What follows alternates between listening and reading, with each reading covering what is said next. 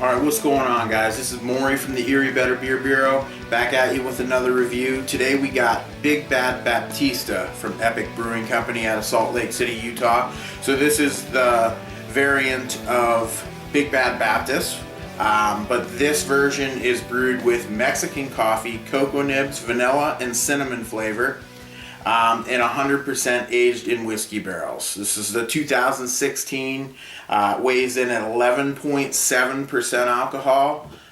So, you know, it kind of has all the stuff that the other chili stouts have, but there is no peppers. It's just Mexican coffee. So, I'm going to get into it, and I'll let you know what I think about it. Wow. I mean, the aroma is a complete coffee and vanilla bomb.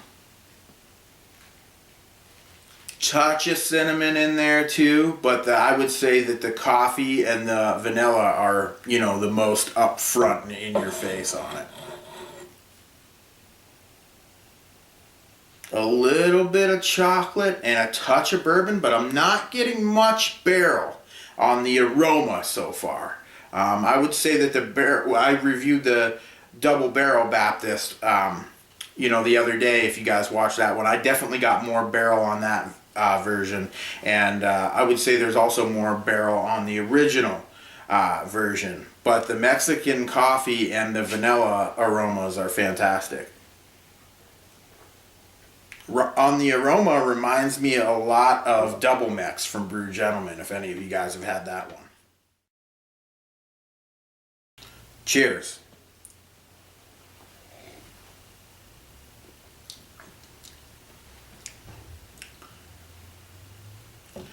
Wow, that vanilla is just as strong on the taste as it was on the aroma. Just a ton of sweet vanilla.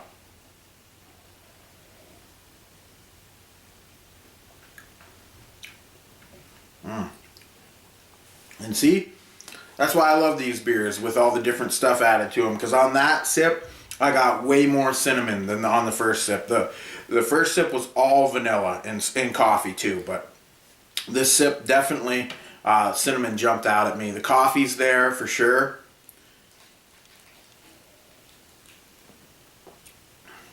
And there's a chocolatey flavor in there. But yeah, no mistake. Vanilla, coffee, cinnamon, and then chocolate and bourbon for me in that order. That's the way I get them. I think the vanilla and coffee are the big, you know, flavors in this variant right here.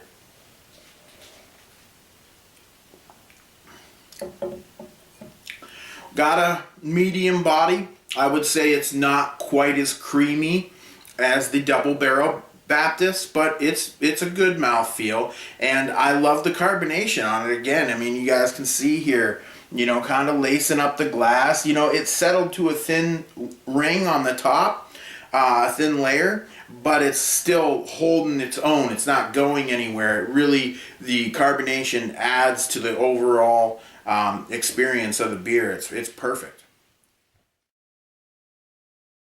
I'm going to give this a super solid 4.25, and I am this close to rounding up to a 4.5. For me, love the vanilla flavor in it. So good. Love the carbonation.